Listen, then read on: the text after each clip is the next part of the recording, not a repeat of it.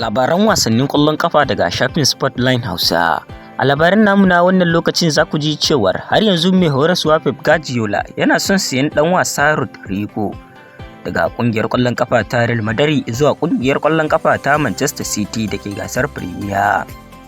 Inda mai horaswan ɗin ta ƙasar Sifaniya wadda ke aikin horaswa a ƙasar Ingila a koyaushe ya kasance yana mafarkin ganin ya kawo ɗan wasan gaban na tawagar ƙasar Brazil zuwa Manchester City. Ƙungiyar ƙwallon ƙafa ta Manchester United ta bayar da rahoton cewa ta sanya ɗan wasan tsakiya Adam Wharton a matsayin ɗan wasa na ɗaya da take hari a cikin kasuwar musayar 'yan wasa ta watan Janairu,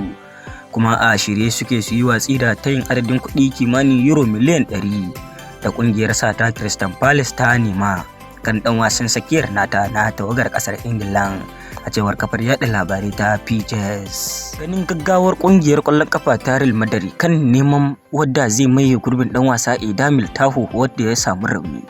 Ƙungiyar ƙwallon ƙafa ta Borussia Dortmund ta ƙara daga farashin ɗan wasan bayanta na tsakiya wato Nico Schlotterbeck zuwa euro miliyan 60, a cewar kafar yada labarai ta Defense Central. A nan kuma za ku ji cewar ƙungiyar ƙwallon ƙafa ta AC Milan ta yi tayin sayan ɗan wasan ƙungiyar ƙwallon ƙafa ta Galatasaray da ke gasar League Super da ke ƙasar Turkiya Mario Icardi, a yayin da ƙungiyar ta ƙasar Italiya ke neman wadda zai mai mata gurbin ɗan wasan gabanta Santiago Gimenez, a cewar ɗan jarida mai Ruto. Ƙungiyar ƙwallon ƙafa ta Manchester United ba ta da sha'awar sayan ɗan wasa Sergio Ramos, amma an alakanta shi da komawa filin wasa na Old Trafford. Amma kungiyar ƙwallon kafa ta Manchester United babu wata yarjejeniya da ta kulla da shi ko kuma wani tattaunawa da take yi da shi a halin yanzu, a cewar kafar yada labarai ta ESPN. Shugaban kungiyar ƙwallon kafa ta Inter Milan a cikin wasa wato Lautaro Martinez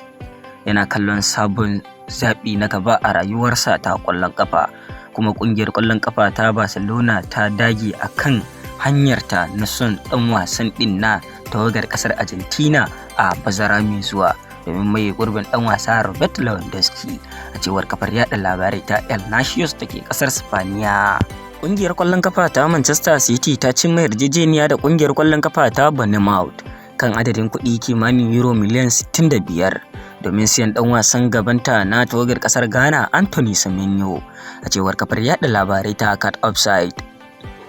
Dan wasan baya na kungiyar ƙwallon kafa ta Liverpool Ibrahim Konate na iya amincewa da tayin sabon kwantaragi a makonni masu zuwa, duk da cewa kwantaraginsa zai ƙare ne a wannan bazarar ɗin, kuma ana alakanta shi da barin kungiyar ta Liverpool, a cewar kafar yada labarai ta Football Insider. Kada ku manta da batun danna mana subscribe a wannan YouTube channel ɗin namu mai suna Spotlight Hausa TV idan wannan shine kasancewarku da mu a karo na farko.